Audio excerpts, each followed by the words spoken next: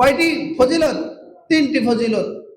মর্যাদা বৃদ্ধি করে দেওয়া হবে, জীবনের গুনাহ মাফ করে দেওয়া হবে, মানে গুনাহের পঙ্কিলতা নিয়ে কোথায় যেতে হবে না, জান্নাতে যেতে হবে না, আর আল্লাহ তাআলার পক্ষ থেকে সম্মানজনক রিজিক দেওয়া হবে। তাহলে সূরাতুল আনফালের 2 থেকে নিয়ে 4 নম্বর আয়াতের মধ্যে প্রকৃত মুমিনের সংজ্ঞা আমরা পাইলাম। ওই সংজ্ঞার মধ্যে কি আছে বলেন? নামাজের কথাটাও আছে।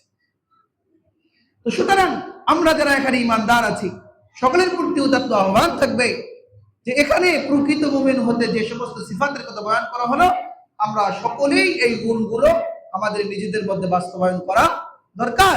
আপনি ইমানদার হয়ে বসে আছেন, জীবনে নামাজে আসেন না, সপ্তাহে নামাজে আসছেন, 5 ওয়াক্ত নামাজে আসেন না, জুমায় আসছেন, আসরে আসেন না, আপনি নামাজকে কোনো গুরুত্ব দেন না, নামাজের গুরুত্ব যার মধ্যে নাই। নবীজি বলেছেন লা সাহমা ফিল ইসলাম লিমান লা সালাত লা, যার জীবনে নামাজ নাই, ইসলামের মধ্যে তার কোনো দখল নাই, অংশ নেই। নামাজকে আল্লাহর নবী এই পরিমাণ কি দিয়েছে? গুরুত্ব দিয়েছে। আল্লাহর নবী ইন্তেকালের আগে সর্বশেষ 2টা কথা ছিল, একটা হলো বান্দার হক, একটা হলো আল্লাহর হক। বলছে শেষ কথা, এরপরে আর তিনি আল্লাহ তাআলার সান্নিধ্যে যাওয়া পর্যন্ত ইমানের কথা, আমলের কথা যেটা বলছে সেটা, কিন্তু নসিহামূলক এই কথাটা ছিল যে আসসালাত ওয়া মা মালাকাত আইমানুকুম, নামাজ, নামাজ এবং তোমাদের মালিকানাভুক্ত দাস দাসী যারা আছে তাদের অধিকারটা রাখা। নামাজের গুরুত্ব এখান থেকে ফুটে ওঠে। আল্লাহর নবী শেষবারেও কিসের ওয়াজ করে গেছে বলে? নামাজের ওয়াজ করে গেছে।